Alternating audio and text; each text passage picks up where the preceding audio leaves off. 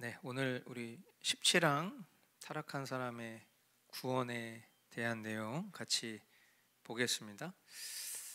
먼저 신앙고백서 17왕 내용을 같이 한 목소리로 읽어보도록 하겠습니다.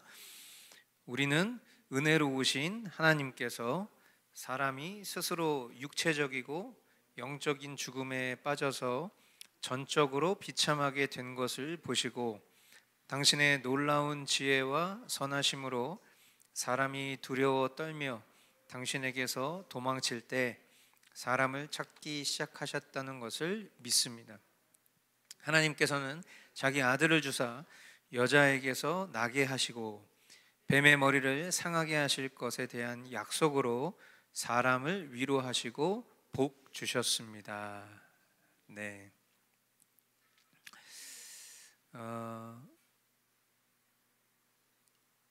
우리가 이제 원죄의 발생까지를 한번 돌이켜 생각을 해보겠습니다. 먼저 하나님께서 하나님의 형상대로 사람을 창조하셨죠. 그런데 하나님의 형상대로 창조가 된 지위, 그러니까 어떻게 보면 하나님의 형상이라는 건 지금 우리가 찬양으로도 고백했지만 이것은 우리가 굉장히 바라고 원하고 소원해도 그렇게 살기 어려운 존재로 이미 우리가 타락해 버렸잖아요.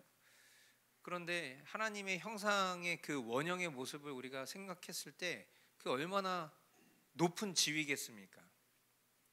그런데 그 본연의 지위를 망각하고 사탄의 말에 귀를 기울이고 그리고 그것에 내가 고의로, 항상 우리가 잊지 말아야 될 것은 이 인간이 죄를 지었을 때 뭔가 이제 순간적으로 실수해갖고 내가 착각해갖고 사탄의 꼬임에 넘어가갖고 내가 나도 모르게 그냥 어쩔 수 없이 그렇게 죄를 지었어요, 이런 식으로 생각을 하면 안 되는 건, 우리가 평상시에 살 때도 거의 대부분 우리는 이게 어떤 실책으로 다가올 것을 알면서 짓게 될 가능성의 죄가 훨씬 더 큽니다. 그렇죠? 결국 우리가 스스로 선택하는 거예요.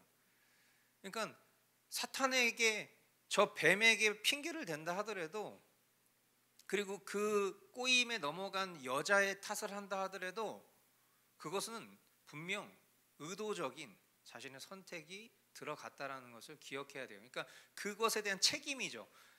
내 본연의 지위는 이러한데, 하나님의 형상으로 지어졌는데, 그런데 그 지위를 망각하고 내가 어떤 스스로 고의로 범죄를 하게 된 그 결과가 뭡니까? 결국 사망에 이르게 되는 지위로 전락하게 된 거죠.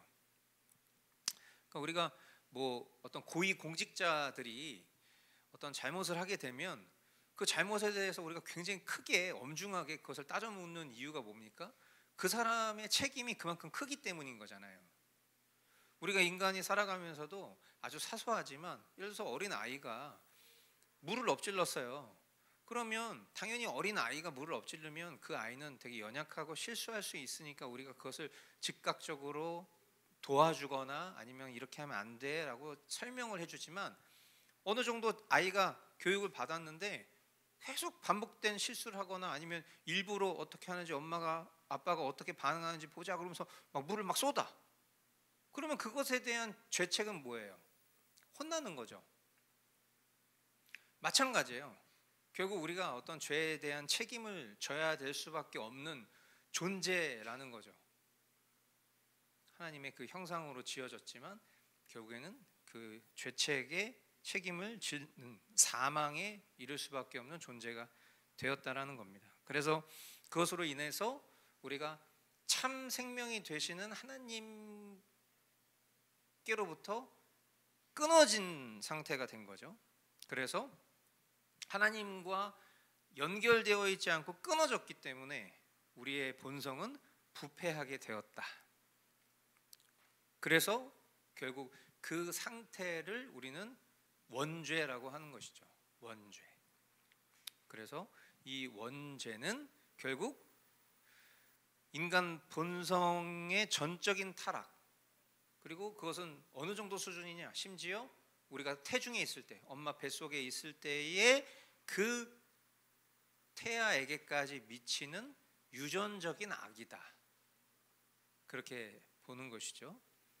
그래서 결국 우리가 죄를 구분할 때에 뭐 그것도 어디까지나 신학적인 구분이겠지만 원죄, 그리고 또 어떤 죄가 있죠? 자범죄. 그렇죠? 그러니까 자범죄의 뿌리가 원죄인 거예요. 원죄가 없었더라면 우리는 자범죄를 짓지 않았겠죠. 그게 어떻게 보면 첫사람 아담의 모습과 같았을 것입니다.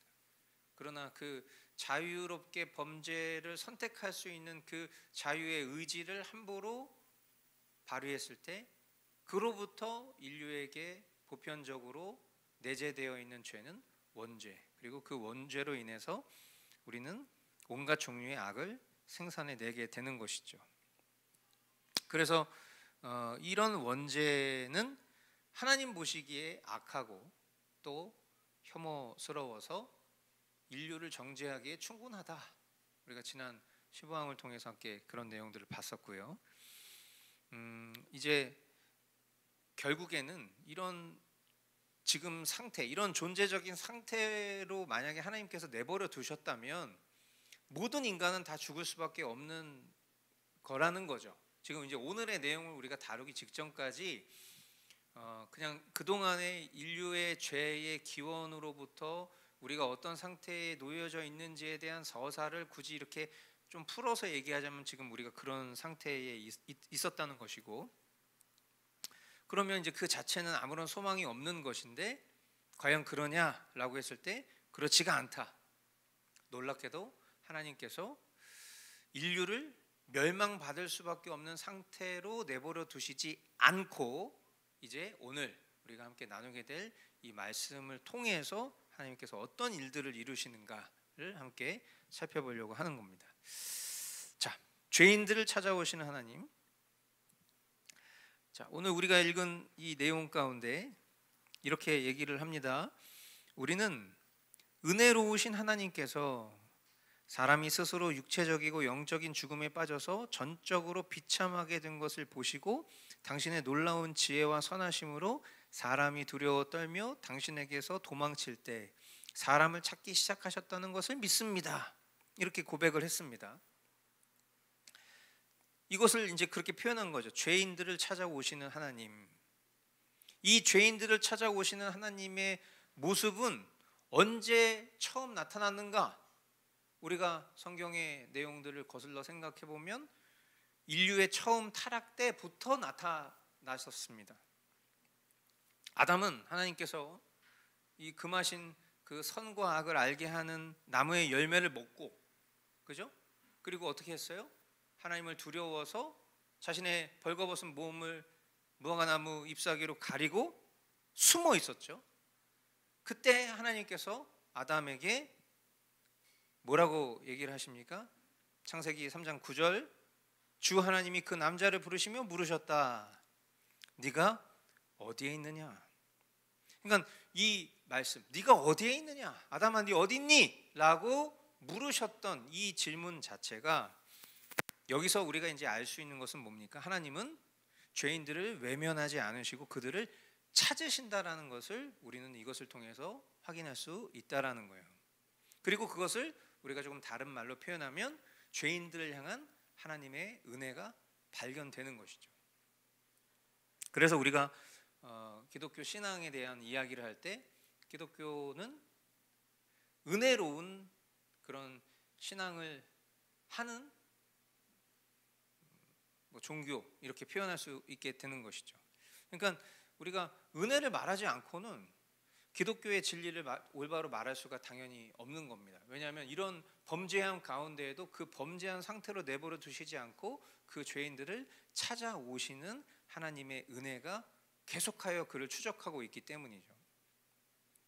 자, 그래서 이 타락한 죄인을 찾아오신 하나님께서 하신 일이 뭐냐? 너희는 여기 있었구나, 이 자식. 죽어! 막 그러신 겁니까? 이제 여기서 하나님께서 하신 게 뭐냐? 바로 구원에 대한 약속을 하셨죠. 그 구원에 대한 약속이라는 것은 어떤 내용입니까? 하나님께서 보내주실 여자의 후손으로 인해서 이루어지는 약속입니다. 그래서 창세기 3장 15절, 같이 한 목소리로 한번 읽어보도록 하겠습니다. 내가 너로. 시작.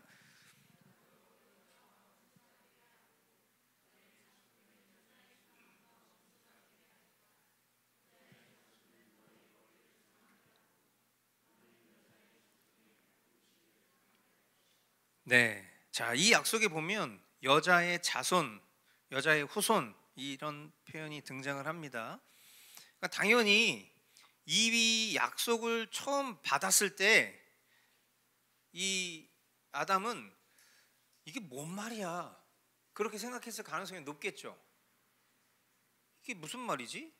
내가 너로 여자와 원수가 되게 하고 너의 자손을 여자의 자손과 원수가 되게 하고 여자의 자손은 너의 머리를 상하게 하고 너는 여자의 자손의 발꿈치를 이게 무슨 말일까? 당연히 그렇게 생각했을 거라고 저는 생각합니다. 그런데 이 말씀을 지금 보고 있는 우리는 완성된 하나님 계시의 말씀인 성경을 통해서 여기서 말하는 여자의 자손이 누구인지를 알고 있습니다. 누구죠? 예수님이죠. 예수님이라는 거 우리는 알고 있어요. 자, 이사야 7장 14절. 그러므로 주님께서 친히 다윗 왕실에 한 징조를 주실 것입니다. 보십시오. 처녀가 잉태하여 아들을 낳을 것이며 그가 그의 이름을 임마누엘이라고 할 것입니다. 아멘. 자, 이것은 예수님이 처녀 마리아에게서 나심으로 성취가 됐습니다. 예수님은 남자를 알지 못한 처녀 여인 마리아에게 성령으로 잉태되셔서 이 땅에 오신 분이죠. 말 그대로 여자의 자손이 되셨어요. 그러니까 우리가 보통 저는 유관하잖아요. 그러면 제가 왜 유관해요? 우리 아버지가 유동철이니까 유관한 거잖아요. 그럼 우리는 보통 이 대대손손 이렇게 얘기할 때 당연히 남자의 씨로 갑니다. 그런데 왜 성경은 굳이 그것을 여자의 후손이라고 얘기했을까? 바로 이것 때문이죠. 그러니까 처녀가 잉태할 것에 대한 이런 계시의 점진성을 통해서 이와 같은 하나님의 언약이 성취되는 것입니다. 그렇게 하나님께서 약속하신 대로 사탄의 머리를 상하게 하심으로 구원을 이루셨다. 그러니까 사탄의 머리를 상한다는 건 뭡니까? 사탄이 십자가에서 예수님을 상하게 했다. 그러니까 예수님이 인간의 몸으로 오셔서 십자가에서 죽으시는 일을 그렇게 표현한 거죠. 그러나 예수님이 다시 부활하심으로 인해서 사탄의 상하게 함, 그것은 결국 예수님의 발 뒤꿈치를 상하게 하는 것 정도밖에 되지 않았다라는 그런 비유적 말씀이 이 창세기 3장의 이 첫 번째 복음의 내용인 것입니다. 그래서 그것을 우리는 첫 번째 복음 이렇게 부르기도 하고 오리지널 가스펠, 원시 복음 이렇게 표현하기도 하는 것이죠. 자, 하나님이 하나님의 백성들과 언약을 맺으시고 그리고 그 맺으신 언약을 실행하시는 것을 통해서 하나님이 어떤 분인가? 하나님은 신실한 분이다라는 것을 드러내기를 기뻐하시는 분이라고 성경은 이야기를 합니다. 그래서 당연히 우리는 하나님의 이런 약속들을 굉장히 소중하게 생각해야 됩니다. 왜? 하나님이 약속하신 것들을 어떻게 이루시는지가 하나님의 기쁨이 된다면 우리 또한 하나님의 그 약속이 어떻게 성취되는지에 대한 관심을 두고 살아야 되기 때문이죠. 그래서 성경에는 창세기의 첫 부분부터 이와 같은 언약들이 등장을 하는 거예요. 태초에 하나님 천지를 창조하시고 그리고 그 마지막 날에 그 하나님의 형상대로 인간을 창조하셨다. 하나님은 창조주시고 인간은 창조주 되신 하나님의 피조물이죠. 창조주와 피조물은 결코 같은 선상에 동등하게 있을 수 있는 관계가 아니에요. 존재적으로 차이가 나는 것이죠. 근데 그럼에도 불구하고 창조 되신 하나님께서 친히 이 존재적 간격을 넘어서 스스로 낮추시고 사람과 관계 맺기를 어떻게 하신다? 기뻐하신다라는 거예요. 그것의 대표적인 특징이 바로 언약입니다. 그러니까 이 언약이라는 것도 우리가 좀 잘 생각을 해봐야 되는데 누가 나한테 약속을 청해요. 그러면 기본적으로 그 약속이라는 건 동등한 관계 속에서 이루어지는 거 아니겠습니까? 예를 들어서 이 상하의 관계가 절대적인 관계라면 그냥 하는 말이 그대로 즉시 이루어지는 셈이 돼야지, 내가 이렇게 생각하는데 우리 이렇게 약속하면 어때? 라고 만약에 얘기한다는 것은 사실상 굉장히 인격적인 개념이죠. 하나님이 우리와 언약 관계를 맺었다는 걸 우리는 그런 측면에서 이해를 해야 되는 거예요. 그러니까 약속을 하고 그 약속을 지키고 그게 뭐 그게 대수로워? 이렇게 생각할 수밖에 없어요, 우리는. 그런데 그 넘어 언약 관계라는 건 무슨 얘기냐? 하나님과 우리는 창조주와 피조물인데 그 창조주와 피조물 된 존재적 관계를 하나님께서 스스로 낮추셔서 우리와 동등한 관계로 하나님이 그 일들을 풀어가시기를 기뻐하시는 방법을 선택했다는 측면에서 이것은 굉장히 은혜로운 방법이에요. 하나님 우리를 그만큼 존귀히 여기시고 사랑하신다는 증거라는 거죠. 자, 웨스트민스터 신앙고백서 제7장 1절입니다. 하나님과 피조물의 차이는 매우 크기 때문에 비록 이성적 피조물들이 그들의 창조자로서 그에게 마땅히 순종할 의무가 있을지라도 그들은 결코 그에게서 나오는 어떤 열매도 그들의 복과 상급으로 가질 수 없으며 오직 그가 언약의 방식으로 표현하기를 기뻐하신 하나님 편에서의 어떤 자원적 낮추심에 의해서일 뿐이다. 말을 이렇게 어렵게 해놨기 때문에 제가 이것을 해석을 할 필요가 있는 필요성이 자연스럽게 생긴 것이죠. 그러니까 제가 방금 전에 설명했었던 내용이에요. 이 얘기가 인간은 하나님과의 어떤 언약적인 교제를 위해서 창조되었다. 그래서 언제나 우리가 그 언약을 떠나서는 존재할 수 없는 관계이다. 그래서 이제 언약의 종류가 우리가 크게 보통 두 가지로 이렇게 이야기를 하는데, 지금 여기서 우리가 이야기하려고 하는 첫 번째, 하나님이 인류와 맺으신 첫 번째 언약은 뭐냐? 그것은 행위 언약이라고 불리우는 것입니다. 행위 언약의 내용은 뭐냐? 창세기 2장 16절로 17절. 주 하나님이 사람에게 명하셨다. 동산에 있는 모든 나무의 열매는 네가 먹고 싶은 대로 먹어라. 그러나 선과 악을 알게 하는 나무의 열매만은 먹어서는 안 된다. 그것을 먹는 날에는 너는 반드시 죽는다. 아멘. 자, 이 언약에 따라서, 그러니까 하나님과 인간 사이에 체결된 언약, 그러니까 뭐 체결이라고 했을 때 상호 합의되었냐? 그러니까 상호 합의된 걸로 자꾸 생각하면 안 된다는 거예요. 하나님과 우리의 관계는 존재적인 차이가 있다는 걸 우리는 계속 기억해야 돼요. 그러니까 우리가 되게 인본주의적인 문화 속에서 굉장히 오랜 시간을 살아가고 그 속에서 신앙생활하면서 계속해서 인본에서 신본으로 리폼하려고 하는 그런 끊임없는 노력을 하면서 우리가 신앙생활을 하고 있음에도 불구하고 이런 상황 속에서 우리는 굉장히 이것이 부당하다, 고압적이다, 뭔가 이런 느낌을 가질 가능성이 있는 거죠. 이건 그냥 하나님이 일방적으로 하신 말씀이지 이걸 어떻게 언약이라고 말할 수 있어? 이건 명령이지.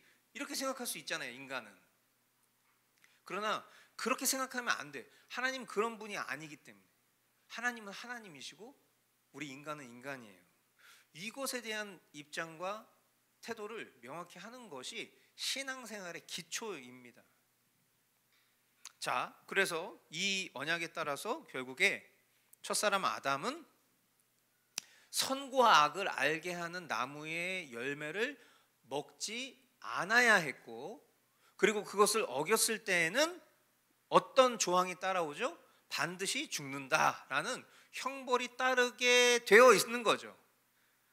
그러니까 언약을 어겼을 때는 죽음이 기다리고 있는데 그 언약을 만약에 지키게 된다면 영원한 생명이 보장되어 있었던 것입니다.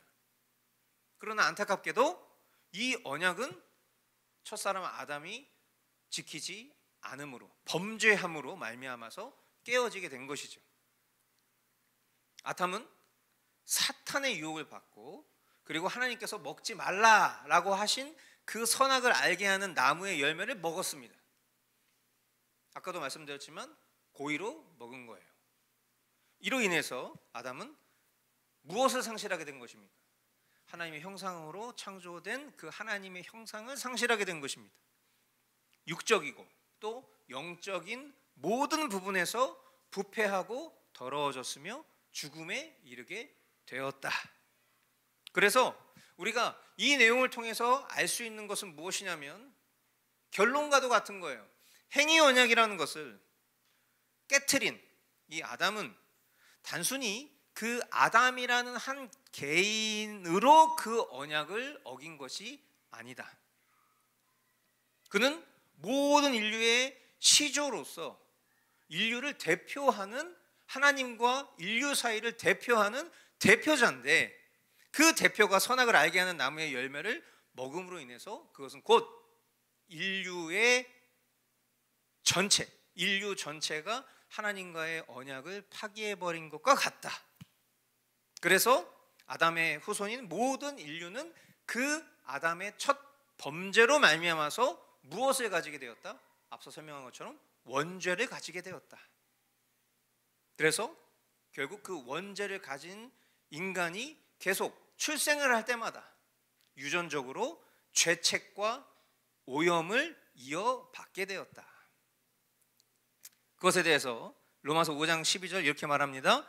그러므로 한 사람으로 말미암아 죄가 세상에 들어왔고 또 그 죄로 말미암아 죽음이 들어온 것과 같이 모든 사람이 죄를 지었기 때문에 죽음이 모든 사람에게 이르게 되었습니다. 여기에서 우리는 거듭 계속 질문을 하게 되는 거예요. 어떤 질문? 여기서 어떤 질문 하겠어요?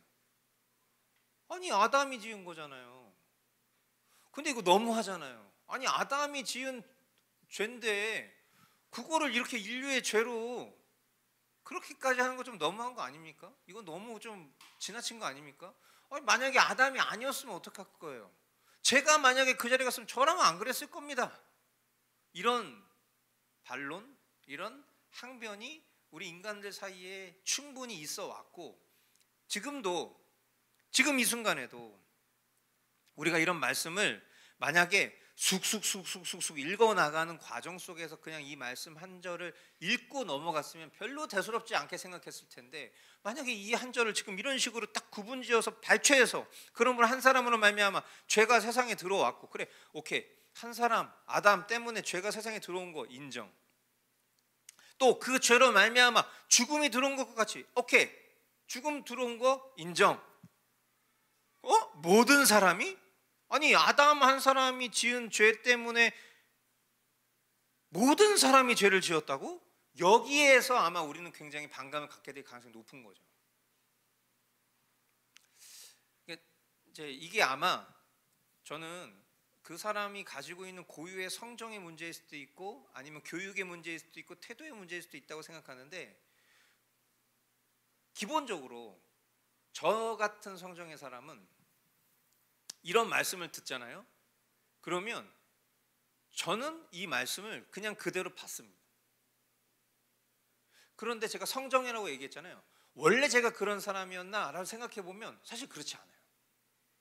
저는 굉장히 꼬치꼬치 따지는 거 되게 중요하게 생각합니다. 제가 납득이 되거나 이해가 되지 않거나 논리적이지 않으면 저는 그것이 해결될 때까지 밤을 새우는 스타일이에요.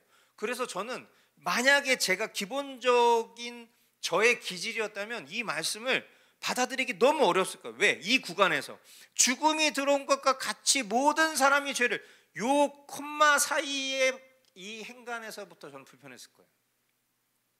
근데 제가 왜 이것을 기본적으로 받아들이게 되었는가를 생각해 보면 저는 그것이 은혜라고 생각하고 그것이 하나님이 이 말씀을 믿을 수 있는 믿음을 주셨다라고 생각하는 겁니다. 그런데 이 말씀을 달리 해석하는 사람들이 나오는 거잖아요. 같은 기독교 신앙 안에서도 여기서 말하는 이 모든 사람이라는 범주를 이해하거나 인정하지 않으려고 하는 입장과 해석들이 나오는 거잖아요. 그러니까 그것을 저는 불신앙의 계열로 보는 겁니다. 그리고 그렇게 실제로 우리 이 장로교 신앙에서는 그걸 불신앙의 계열로 볼 가능성이 높습니다. 왜? 하나님과 우리의 관계, 하나님의 말씀의 권위, 이런 것들을 기본적으로 인간 수준으로 끌고 내려오게끔 하려는 그런 시도 자체가 사실상 하나님의 신성을 침해하는 일뿐만 아니라 뭔가 우리와 하나님의 어떤 그런 수준을 매우 동등한 수준으로 바라보려고 하는 입장이기 때문이에요. 그러니까 쉽게 얘기해서 내가 같은 어떤 그 동등한 수준의 사람과 사람 사이의 관계에서 예를 들어서 이런 말씀이 판결문이에요. 한 사람으로 말미암아 죄가 세상에 들어왔고 그 죄로 말미암아 죽음이 들어온 것이야. 그러면 결론은 어떤 식으로 나야 합당하냐면 그 한 사람이 지은 죄에 대한 대가를 그 한 사람이 사망으로 치른 것으로 끝나면 되는 거예요. 그리고 그것 때문에 부수적으로 피해를 받은 사람이 그 피해를 받은 것에 대한 보상을 받으면 되는 거죠. 근데 이 판결문은 어떤 식입니까? 한 사람으로 말미암아 죄가 세상에 들어왔고 그 죄로 말미암아 죽음이 들어온 것과 같이 동등하게 모든 사람이 죽음에 이르게 되었다. 이게 얼마나 부당하게 느껴집니까? 그렇잖아요. 근데 이게 하나님이라면, 이게 사람과 사람 사이가 아니라 이 판결을 내리신 분이 하나님이라면 이것을 받아들이고 하나님 편에서의 구원책을 기다리는 게 저는 현명하다고 봅니다. 어떻게 생각하세요? 그게 우리가 살 길이라고 저는 봅니다. 여기서 뭔가 내 스스로가 이걸 이해하지 않으려고 한다고 진리가 바뀌는 게 아니거든요. 대상이 하나님이기 때문에. 레위기 18장 5절. 그러므로 너희는 내가 세운 규례와 내가 명한 법도를 지켜라. 어떤 사람이든 이것을 지키기만 하면 그것으로 그 사람이 살 수 있다. 나는 주다. 이런 식이에요. 하나님은 나야 이렇게 계속 얘기하고 계신 거예요. 나 하나님이야. 너 잘 들어. 내가 이제부터 너한테 규례와 명령을 얘기할 거야. 너가 지켜야 될 법도를 명령할 거야. 자, 이거 너 지켜야 돼. 너 이거 지키면 살 수 있어. 근데 너 이거 못 지키잖아? 죽어. 알겠어? 전 동의하지 못하겠는데요. 저는 제가 인정할 수 없는데요. 사람들이 하는 말들 중에 굉장히 그 인본주의적인 태도들이 그런 거예요. 전 동의할 수 없는데요. 제가 동의가 안 되는데요. 아니, 동의를 구하는 게 아닐까, 하나님은. 하나님의 언약의 체결 방식이라는 게 동의를 구하는 게 아니에요. 그러니까 우리는 그럼 그게 무슨 언약이에요? 그게 무슨 약속이에요? 이렇게 생각할 수 있지만 언약 자체를 이해하는 기본적인 태도는 하나님이 하나님 되심을 먼저 인정을 해야 됩니다.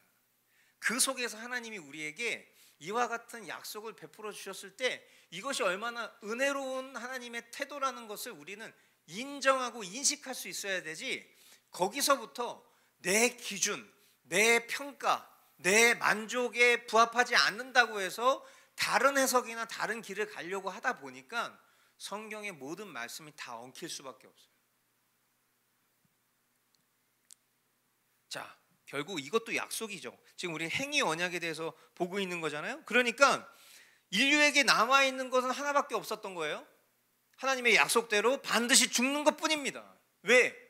이 하나님의 규례와 법도를 지킬 수 있는 사람은 없으니까.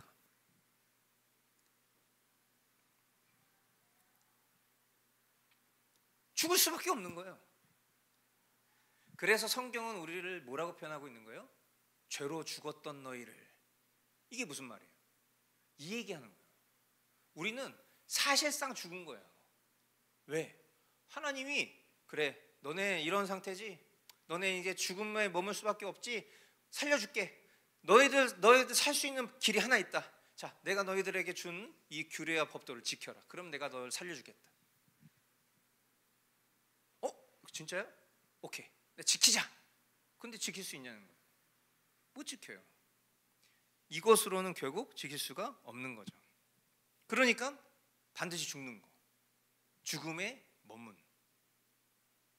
허물과 죄로 죽었던. 영적으로 죽었다라는 개념은 바로 이런 겁니다.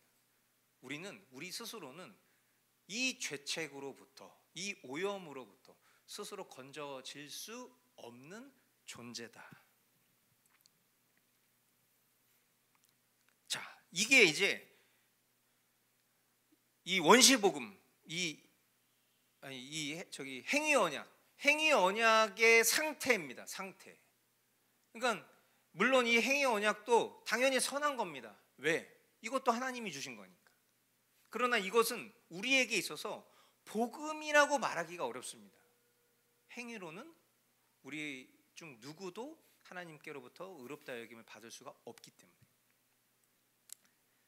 만약에 이 상태에 하나님의 약속이 끝났다면 저와 여러분들은 지금의 이 지위를 얻지 못했겠죠. 그러나 하나님은 하나님의 형상대로 지음받은 인류가 반드시 죽을 수밖에 없는 상태에 그대로 내버려 두기를 원하지 않으셨습니다.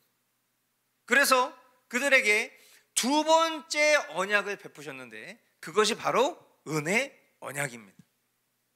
이 은혜 언약은 우리가 앞서서 봤었던 창세기 3장 15절에 등장하는 그 하와에게 주신 약속 가운데에도 나타납니다.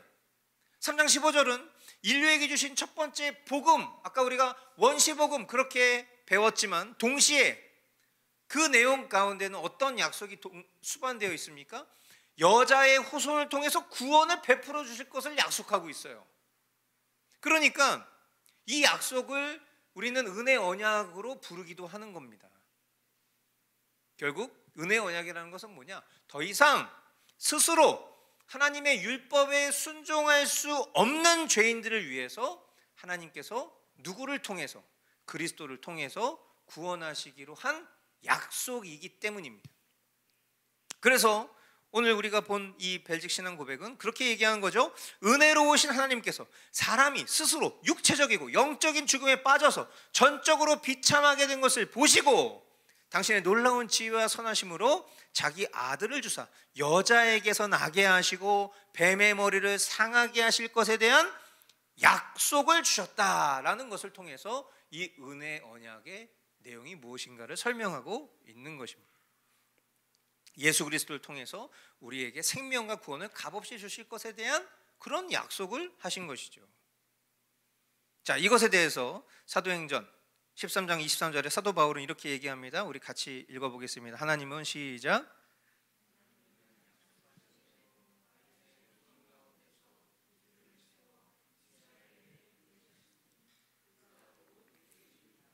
네, 그렇죠. 약속하신 대로 다윗의 후손 가운데서 구주를 세워 이스라엘에게 보내셨으니 그가 곧 예수입니다. 앞서서도 말씀드렸지만 이 언약이라는 것은 사실 창조주 하나님께서 자신을 낮추시고 인간에게 찾아오셔서 관계를 맺으시는 것이기 때문에 그 자체가 은혜인 것입니다. 그렇죠?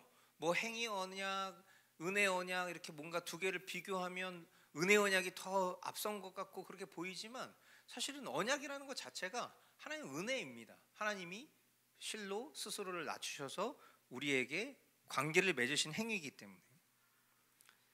그래서 앞서 언급했었던 이 행위 언약 역시도 본질적으로는 은혜 언약에 속한다. 그렇게 여러분들이 기억하고 계셔야 됩니다.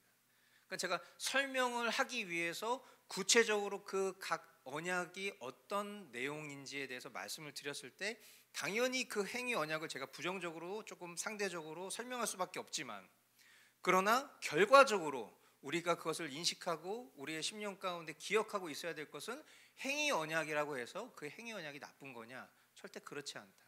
그 역시도 하나님의 은혜 언약의 일부분일 뿐이다 라고 그렇게 여러분들이 기억하고 있어야 돼요. 왜 그렇죠? 그냥 그렇게 하기로 했으니까 하는 겁니까? 아니죠. 하나님께서 영생을 주실 의무가 없어요. 그렇죠? 하나님이 저와 여러분에게 영생을 주실 이유가 없다고요. 그럼에도 불구하고 주기로 작정하셨기 때문이죠.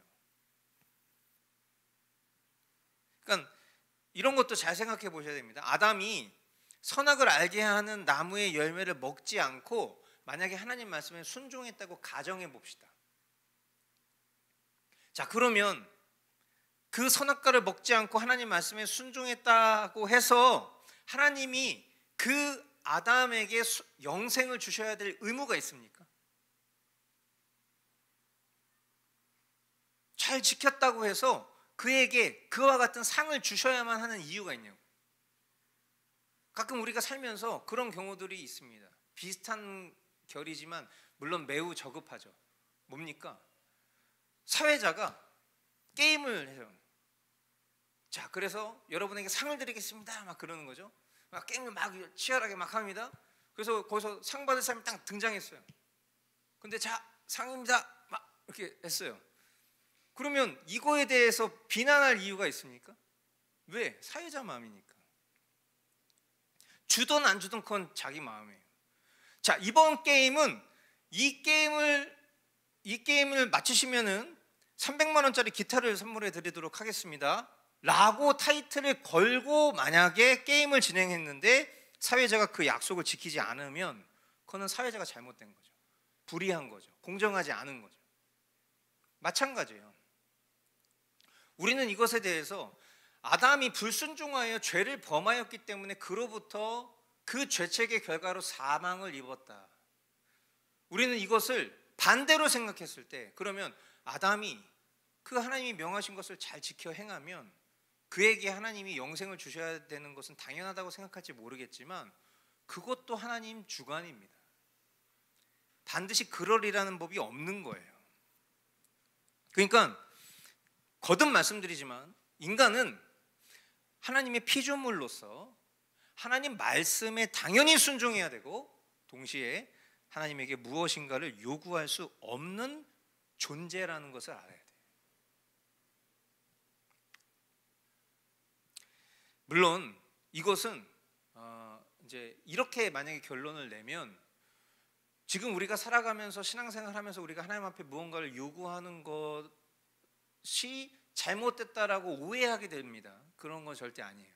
왜냐하면 이것은 원래 우리의 지위의 상태를 논하는 것이지 저와 여러분들은 그리스도로 거듭났어요. 그러므로 우리가 무엇이든지 예수의 이름으로 구하면 그것이 하나님의 의와 하나님의 뜻에 부합하다면 하나님은 그것을 당연히 응답하실 거라고 약속하셨어요. 그렇기 때문에 우리의 신분이 이제 자녀된 존재로 바뀌었으니까, 중생했으니까 우리는 마땅히 하나님 앞에 하나님의 나라와 하나님의 의를 구하는 것은 당연히 우리가 해야 될 일이지만 존재를 말하는 거예요.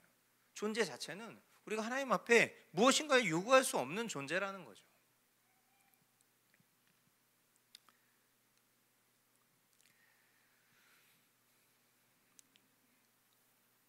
개혁교회와 언약 보겠습니다. 제가 어저께 이거 3시까지 공부했는데 우리 딜리버리가 지금 잘 되는지 모르겠어요. 우리 성도분들이 이게 오늘 좀 주제가 좀 어렵죠.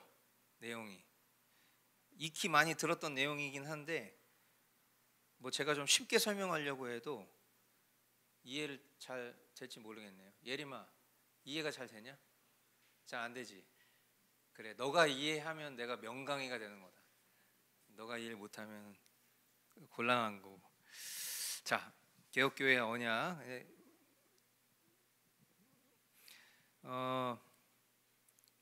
우리 개혁교회 신자들,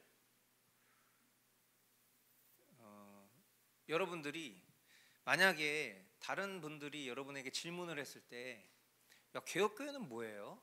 만약 이렇게 물어보면 개혁교회의 특징에 대해서 여러분들은 뭘 얘기하시겠어요? 그런 질문 받지 않으신가요? 주변에서? 근데 개혁교회가 뭐예요? 뭐 교파예요? 교단이에요? 개혁교회가 어떤 특징이 있어요? 만약에 누군가가 여러분에게 질문하면 여러분 그것에 대한 특징을 어떻게 설명하세요?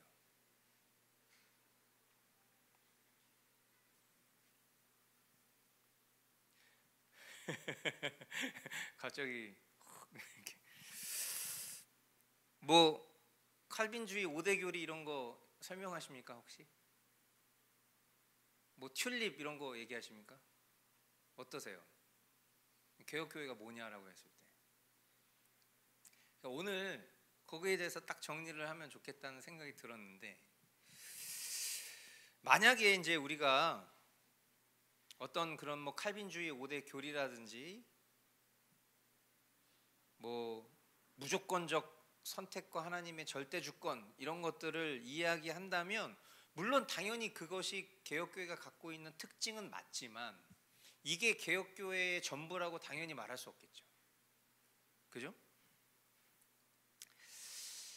오늘 이제 우리가 이 하나님의 언약이라는 것에 대해서 이야기를 하고 있다 보니까 저는 이 개혁교회 신앙을 가진 신자들이 믿고 생활하는 교리의 참된 특징이라고 한다면 오히려 저는 하나님의 언약을 믿는 것이라고 말해야 된다라고 봅니다. 자, 일단 우리가 절대적으로 생각하는 성경은 어떤 책이죠? 구약과 신약, 말 그대로 하나님의 언약으로 이루어져 있는 책이에요. 그죠? 그러니까 우리가 성경을 믿는다라는 것은 하나님의 약속을 믿는다, 하나님의 언약을 믿는다라는 겁니다. 그렇죠? 하나님이 타락으로 말미암아서 죄와 사망의 권세 아래에 있는 자들을 구하러 오신 언약의 바탕을 둔 복음이 바로 성경의 내용이기 때문입니다. 그러므로 우리가 언약을 배제하고 성경을 제대로 이해할 수 없어요. 그러니까 성경을 바라볼 때 이 성경이 올드 테스트먼트, 뉴 테스트먼트, 하나님의 약속이다. 어떤 약속? 죄인을 구원하시겠다라는 약속이 담겨져 있는 책이다라는 것을 믿는다. 그것을 우리는 개혁교회의 핵심이라고 봐야 되는 것이죠. 뭐 그렇지 않은 사람이 있습니까? 그렇지 않은 사람이 많죠. 저는 그렇게 봅니다.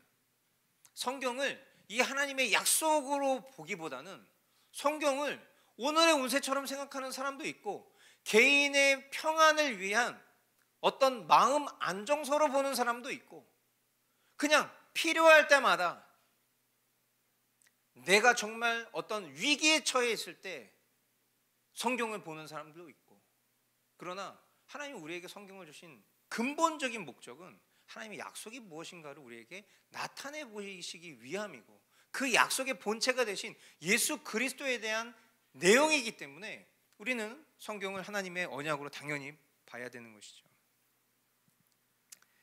창세기 17장 7절에 하나님이 아브라함에게 내가 내 언약을 나와 너 및 내 대대 후손 사이에 세워서 영원한 언약을 삼고 너와 내 후손의 하나님이 되리라 그렇게 말씀하셨죠.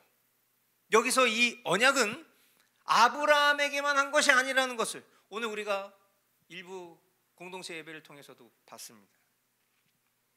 오는 모든 세대 속에서 주님의 자녀들인 성도들에게도 동일하게 하신 약속이다 라는 것을 우리는 믿는 것입니다. 그러므로 우리가 하나님의 언약을 기억하고 그리고 그 언약에 합당한 삶을 살아가는 언약 백성이 되기를 갈망하고 힘쓰는 사람, 그 사람이 누구예요?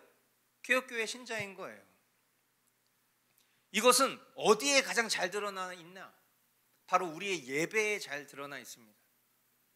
우리가 하나님 앞에 예배하는 예배는 언약적인 교제입니다. 그래서 우리가 예배 처음에 시작할 때에 시편 말씀으로 주님을 부릅시다 얘기하면서 뭐라고 고백하죠? 우리의 도움은 천지를 지으신 여호와의 이름에 있도다 그렇게 고백을 해요. 그렇죠? 그러니까 예배에 시작할 때 우리의 도움은 천지를 지으신 여호와의 이름에 있도다. 그게 왜 하는 거죠? 하나님께서 우리의 하나님이시라는 것에 대한 약속의 보증으로 우리가 그것을 믿기에 우리의 도움은 천지를 지신 여호와의 이름에 있습니다 라고 주님을 부르는 것입니다. 우리와 함께 하시는 그 주님과의 언약적인 교제를 이 예배 가운데 우리가 믿음으로 고백하는 것입니다. 그리고 예배가 마칠 때 제가 축도합니다. 하나님 우리 아버지와 주 예수 그리스도의 은혜와 성령의 평강이 있기를 원하노라. 이거는 목사님이 와 하는 겁니까? 아니라고 했잖아요. 하나님의 응답인 거예요. 우리의 도움이 천지를 지으신 여호와의 이름에 있습니다. 맞죠? 주님. 하나님께서 이와 같은 복으로 화답하시는 것을 통해서 개혁교회의 예배는 끝이 나죠. 그러니까 이 과정들을 통해서 결국 우리는 하나님과 하나님의 백성으로서 이 예배가 그토록 그런 의미를 갖고 있고 그렇게 소중하다라는 것을 우리가 경험하는 그런 교제의 시간이라는 것을 알아야 되는 거예요. 끝으로 회복될 하나님의 형상, 여러분이 가지신 성경 이제 그 어플로 쓰시는 분들 같은 경우에는 한번 기회 되시면 형상이라고 한번 검색을 해보시면 여러 말씀 구절들이 나올 것입니다. 제가 그 중에서 아주 대표적으로 오늘 이 내용과 관련되어 있는 4개의 성경 말씀을 실었는데요. 거기 보시면 자, 처음에 하나님 말씀하시기를 우리가 우리의 형상을 따라서 우리의 모양대로 사람을 만들자. 그리고 그가 바다의 고기와 공중의 새와 땅 위에 사는 온갖 들짐승과 땅 위를 기어다니는 모든 길짐승을 다스리게 하자 하시고, 자, 이 말씀을 통해서 여기서 처음 등장하는 형상이란 단어는 어떤 의미를 우리에게 가지고 부여합니까? 여기서 말하는 형상은 하나님의 형상입니다. 그죠? 하나님의 형상으로 창조된 인간 본연의 모습을 이야기하고 있어요. 그러나 창세기 5장 3절에 보면 아담은 130살의 자기의 형상 곧 자기의 모습을 닮은 아이를 낳고 이름을 셋이라고 하였다. 셋의 형상의 본체는 누굽니까?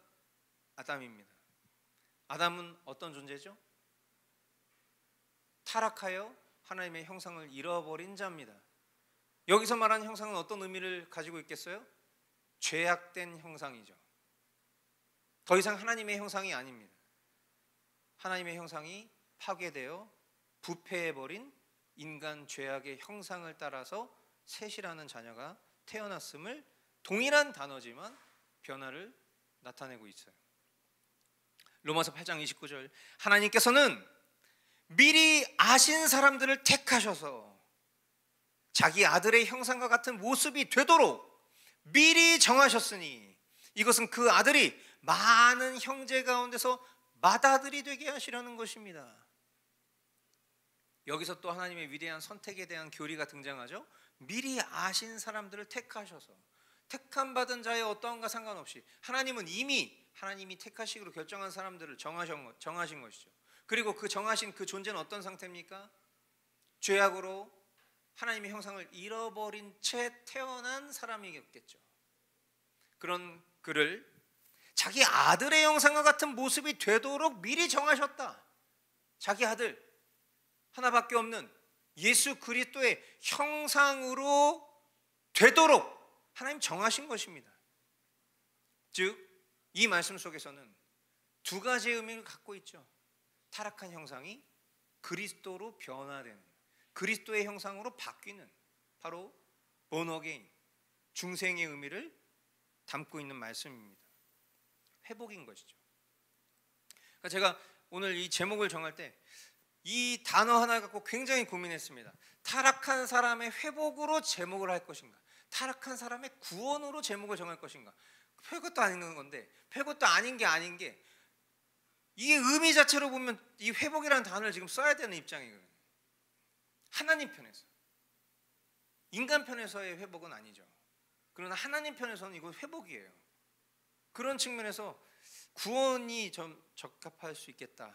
그러나 하나님 편에서의 의미를 조금 더 강조하고자 회복이라는 단어를 쓴 것입니다. 하나님께서 우리의 존재를 그리스도 안에서 회복시키신 거죠. 원래의 모습으로, 원형의 모습으로 회복시키신 거예요. 그래서 우리에게 사도 바울은 이렇게 권고합니다. 에베소서 4장 24절 같이 함께 읽겠습니다. 하나님의 형상을 따라 참 의로움과 참 거룩함으로 지으심을 받은 새 사람을 입으십시오. 예. 무슨 의미죠? 믿으라는 거예요. 이런 존재로 바뀌었다는 것을 믿으라고 얘기하고 있는 거예요.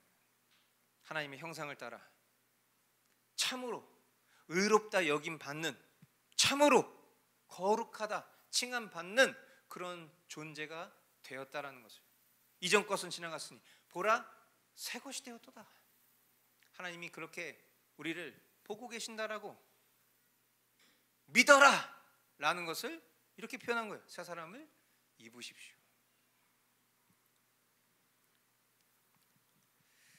우리 죄인들의 길은 언제나 막다른 길이라는 것을 아셔야 됩니다. 그 길의 끝에는 언제나 막다른 길, 두려움이 있고요, 심판이 있을 뿐이에요. 그렇기 때문에 그 길에 서 있는 사람들이라면 그 어느 누구도 평안을 얻을 수가 없습니다. 그러나 그 길 반대편에 십자가라는 구원의 빛이 비추고 있는 거예요. 십자가는 하나님의 은혜인 것이고, 이 은혜를 말하지 않고서는 우리는 기독교의 진리를 절대로 올바로 말할 수 없습니다. 그리고 성경은 이 은혜가 무엇 안에 있다라고 말한 거예요? 결국 오늘 하나님의 약속, 그 언약 안에 있다라는 것을 말하고 있다는 것, 그렇게 오늘 좀 정리하도록 하겠습니다.